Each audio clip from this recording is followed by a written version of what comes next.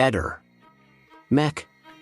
Pallister. Immagino che anche avendo studiato cose relative all'esame di criminologia, alla laurea in criminologia, tu sappia di cosa sto parlando. Allora, tu sai che quando uno muore il sangue si deposita a seconda della posizione che uno assume verso il basso, no, per la forza di gravità. Quindi lei era rannicchiata sul fianco destro, leggermente in avanti, quindi rannicchiata, per quello lo dico, perché se fosse sul fianco esattamente estesa, diciamo perfettamente parallela col fianco al fondo su quale era distesa, ci sarebbero delle macchie anche nella schiena.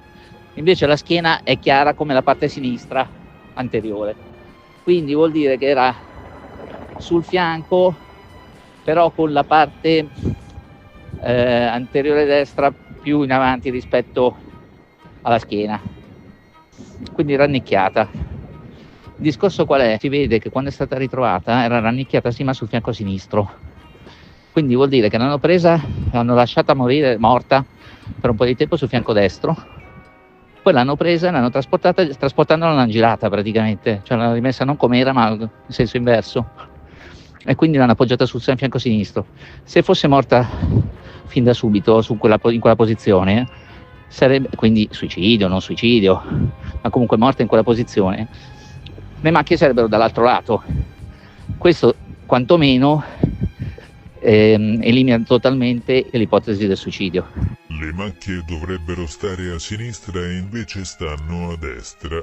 Nel trasporto l'hanno depositata al contrario rispetto a come stava dopo la morte. Ti dirò di più. Il rovesciamento potrebbe essere dovuto al trasporto nel bagagliaio. Immagina la scena dell'inserimento. È più facile appoggiarla al bordo e ribaltarla che adagiarla fino in fondo senza farle cambiare verso. Poi quando l'hanno prelevata, invece, l'hanno semplicemente tirata fuori così com'era e quindi girata. Questa però è abbastanza una speculazione. Il fatto che sia stata girata ben dopo la morte a mio parere è oggettivo. Ehi, non dimenticare di iscriverti a questo canale.